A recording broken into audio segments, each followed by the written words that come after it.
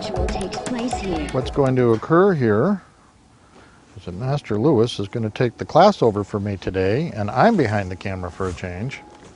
All right, shall we begin? Sure, let's begin. Okay. Legendary Sensei Hood continues. Master Lewis is going to take over today. For me, I'll be behind the camera.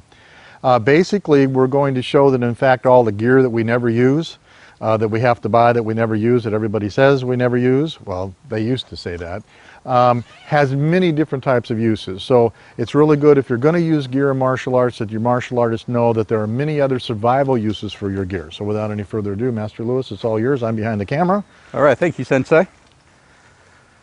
Legendary Sensei Hood continues.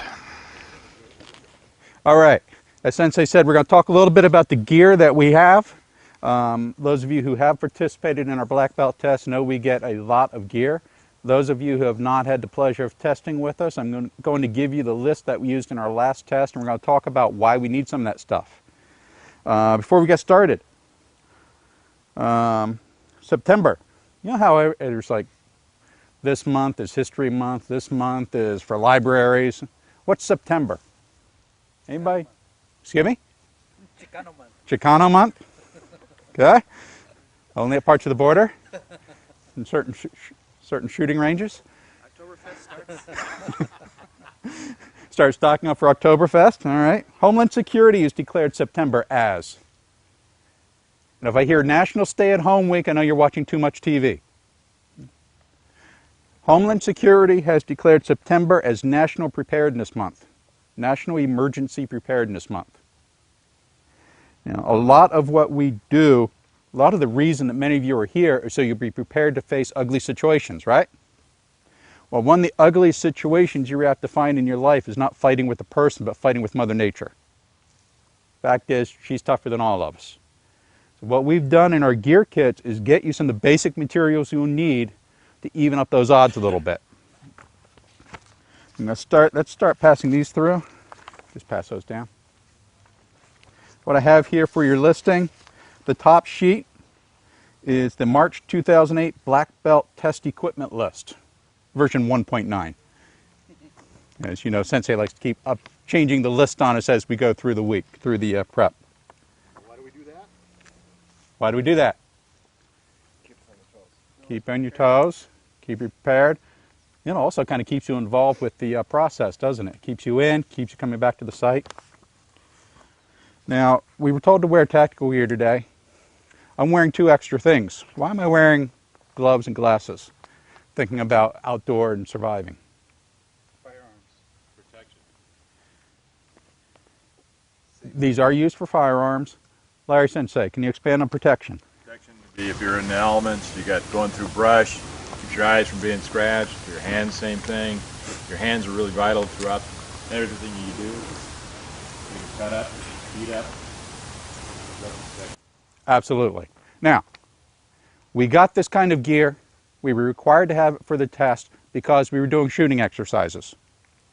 That's the first lesson for today is don't think in single terms. What you got for shooting is going to save your butt elsewhere. I know when we were doing night ops in the test, there were a couple times when I said, ooh, little limb swung down there, you know, scratched the side of my head. If we had had safety glasses on, simple glasses that we use when we're shooting, it gives you full protection there. It's tough enough surviving out in the wild if you can see. If you're having to nurse injuries, it's going to get even worse. Gloves, again, it just makes it easier to grab stuff. Yeah, you might use your mind to get through the pain of having major cuts on your hand, but it's better if you can avoid it and help others more there. Okay, on the test sheet that you have in front of you, I've gone through and checked in black everything on this list that I currently keep in emergency kits. I want to stress right up front, I'm not one of these survival experts. I'm not one of these people that plans on living beyond the end of the earth. But I do go out off-roading, do go out in odd places camping and motorcycle, and you know, we are in earthquake zone. We saw some major problems a few weeks ago in the Texas area with the hurricanes going through. A little bit of survival gear will get you very far. And so we're going to end today talking about kind of stuff you should have in your bags, and that's what some of these other pages are for here. Priorities in survival. Unless you're a Marine, and I was talking to my one son about this, he told me that Marines have been taught that you can sleep in a puddle, it's freezing over, and it just doesn't matter. Everybody else on the face of the planet needs some protection. Generally, and there's a lot of misconceptions on this. What do you think is the number one most important thing when you're stranded in a survival situation? What's the first thing you need? Shelter. Shelter, thank you. Most people say water. Your body can go a little while without water. It's not going to be happy about it. But shelter is going to give you more protection. Wind feels good. It cools you off, but it also dehydrates you, which causes you to need water sooner. Sun warms you, but it also bakes you. It bakes your skin, and again helps dehydrate you. So some shade will protect you from there. Shelter can protect you from the wind. Rain, obviously, it gets you wet. It will speed hypothermia. So if you can protect yourself from wetness, from rain with shelter, it's great to have. So with that, we have our first exercise today. See, we have 1, 2, 3, 4, 5 ponchos here. 1, 2, 3, 4, 5, 6, 7, 8, 9. Okay. I want everybody with a poncho to step forward and grab one person to be the partner. We're going to have one odd person out. Just using the gear you're instructed to bring today. The poncho, the hanbo, the throwing knives, and paracord. Just those items. Go someplace in the yard and create shelter. Do this independently among the groups. I want to see what you come up with.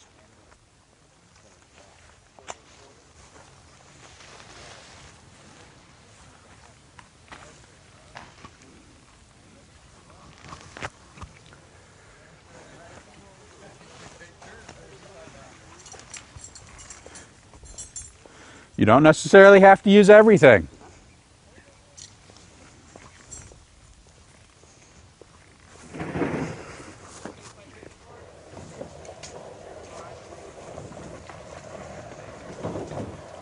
You want this down on the end there or right by you here? Right here. What the hell?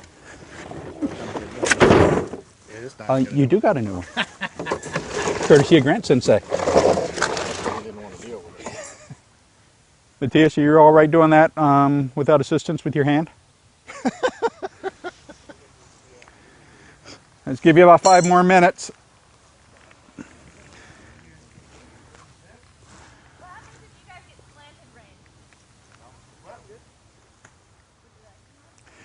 I'm very pleased that they have seen the use of the throwing knives. I was curious that they would understand that they make effective tent pegs. Okay. Are you all by yourself?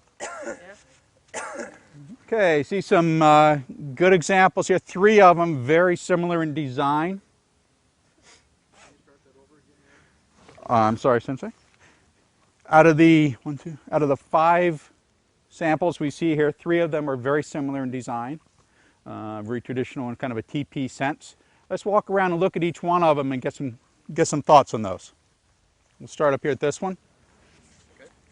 Okay, first of all, I was very pleased that everybody thought about using the throwing knives as tent stakes, because you always need a way to get stuff stuck in the ground. And we often don't think, well, our knives will work effectively there.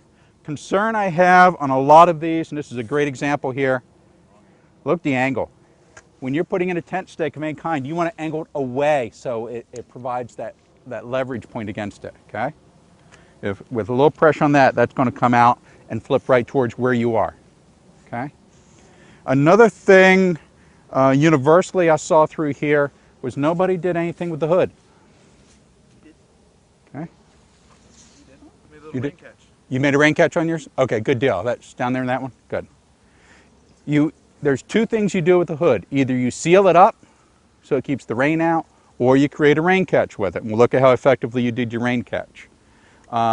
This poncho does not have a string on there. A lot of the ponchos actually have ties there. They can just roll those up and tie them in real snug, and that will seal that opening up pretty good for you. Okay? What I like about this particular example here, number one, aside from using natural resources as in the trees, by having a simple lean-to, especially if you set it up in a manner that the wind is coming from this direction, that maximizes your space underneath. Okay? This particular example is set up fairly high. I would tend to set them up lower to keep wind and anything from coming in from the side. Okay? The other thing you would often do with a setup like this is have a campfire angled over here someplace, far enough away that it doesn't have any chance of burning, of catching this on fire, but it will allow some of the heat from that to be captured by your canopy here. Okay? And smoke. So good example here. Interesting way you chose to tie it here. They did take note they were not limited by the fact that there wasn't an easy tie off over here. They actually ran the cord from here up around there, down, and over.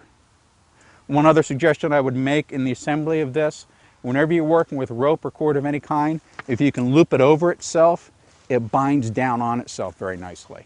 And so here, if you just run the cord around there once or twice, it will lock it on so it's not apt to start swinging around on you. Okay? Not always necessary to have the extra support in here. In this case, with a simple lean-to, with this pulled back tight, you can get some pretty good protection without the support stick. Now, I had you bring hombos because you all have it, but usually you can just find a stick or something out in the wild to use. Okay? So that's a pretty good example. Again, I'm most concerned about the tent stakes here. Okay, this example, which is fairly close, will contrast these next three because they're very similar in design.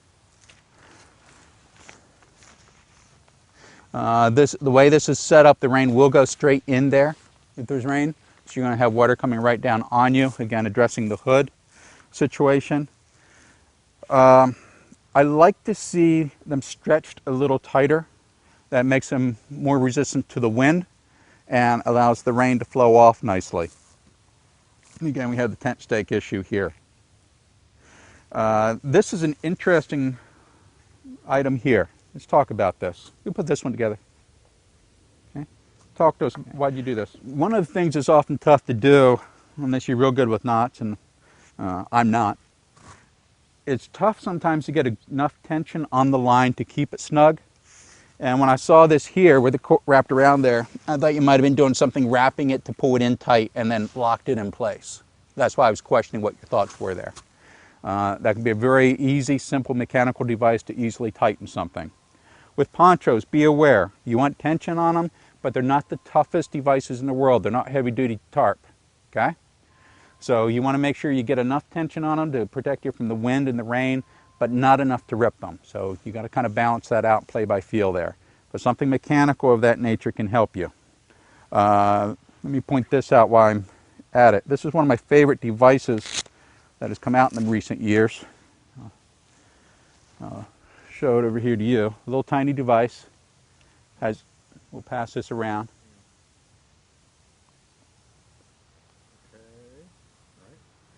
They're made out of aluminum. There's absolutely no weight to that whatsoever. Carry them on my keychains. What that device is made for, you loop cord through and it just locks the cord in place. It is great for tensioning cords like this. Flip the cord through, wrap it, snag it. There's no knots used. I hate having to unravel knots. Okay. So something very simple like that. They only cost a couple dollars. Like I said, they weigh nothing. They're one of my favorite additions I've added in the past year to my emergency kits. Okay, and keep them on my keychains. But that would save. That's why I was questioning again the cord here. Let's move down to the next one. Okay, this particular example is slightly different from that one in that one and the next one we'll look at had the poles centered on the poncho. This particular one, the hombo is off center, which gives you more of an angle in the back there. That gives you a little more working space around there if you tuck back in. The downside of that is it keeps one side up more. Okay? You would want to make sure that side is where the wind is coming from, and this does give pretty good protection. To improve this design, add a guide wire here. Okay? Otherwise, that range is going to run right down on you here. Okay. Now, a couple items I want to point out. I don't like the fact that these openings are up so high, the stakes. That's going to allow wind and water to go in underneath. Okay? If you can get it down close to the ground, great. If we weren't in Sensei's yard, I would have also had you pull out your entrenching tools, get that down close to the ground, and roll dirt up onto the edge so you actually seal up those back corners. Okay? That will help keep wind and rain from going in there. That's good. And again, we'll have to address the hoods. Coming out, please. You know what? Hold right there a second. One of the problems you also have on most tent materials and some of the ponchos is condensation on the inside. When it's wet on the outside, a lot of materials will keep the water running down, the moisture running down. But if you have something up against the side, it will wick the moisture through onto you. In this case, both of you were butts up against there. You're probably going to end up with wet butts sleeping there. Better than being soaked, but not as comfortable as you would ultimately like. So those are some of the details you want to think about as you're assembling your shelter. Okay? And we did these very quickly. Good and bad with this shelter here. What I like about this shelter, I would see this as a nice summertime shelter. It provides protection from the dew. You have a lot of airflow through here, but the downside of that is if you're someplace where the wind kicks up, you have a parachute that's going to be yanking up on you. So you will have to be aware of that. It provides protection from anything dropping straight down, but not much from the side. I do tend to like, if I'm out someplace, to have a doorway or an opening I can see out of without poking out much, which is one of the reasons I tripped over that, which is one of the reasons I like the idea of having one corner up. I'm free to poke out without making a whole lot of noise. Okay, so I can see if I hear noises outside, I can peek out and see what's coming my way. This gives you the full 360-degree view. Again, you're going to look at every situation you're in, determine what's going to be the right answer. This is stretched very tightly. Did anybody know what Matthias did here in his setup that was different from what everybody else did? He laid it out before he put his support in. Exactly. He staked it out nice and tight first and then wedged the support in. That gave him the tension he needed all the way through. See how tight this is? No one else is that tight. Okay? So that provides much better wind and rain resistance at that angle. Again, you do have to worry about the sides. Okay? Any other thoughts on this particular one other than the rain, obviously? This particular one, and that one too, let me point out, this is one that has the cord on it, drawstring on it. Very easy to cinch those right up. Okay? Pull it, roll it together, and tie it around. That's all you have to do to seal that up, guys. That's all you have to do. Okay. Let's look at this last one. I did not give you a whole lot of instruction, did I? Okay? Did I tell you not to use anything you saw around? Okay. Okay. I did not give your groups a lot of instruction or direction. I said create shelter with these tools. I did not limit you on what you could use. I did not say don't use trees, which the first group we looked at did. I did not say don't use the materials that are around you. Okay? All I said was use these particular materials. No limits there. This group looked around at the environment and said, here's some good shelter on the side that gives some rigidity. Let's use that. Okay? What I see here on this is, okay, they did use some of their throwing knives as stakes. You can see on this one here is not doing anything other than, I guess, keeping that from moving. This stake is at an angle away, a very strong angle. I see here you've used two too. Oh, I see, okay. The second knife was put in to hold the netting down on the first blade. So the first blade went in at a hard angle away from where the tension was going to be. They used the netting dropped over that and then put another knife in against to hold the netting down on there, so they did not have to tie through little holes in the net. So that's a nice feature there, a nice touch there. Okay. You did use the cord, I'm sorry, the nets we have that allowed you stretched out, and then use wire ties to put the poncho on top of it. We're going to talk a little bit in a few minutes about using your poncho with other items. So that's a nice example there. You mentioned the hood being set up as a rain catcher. Come talk to us about that.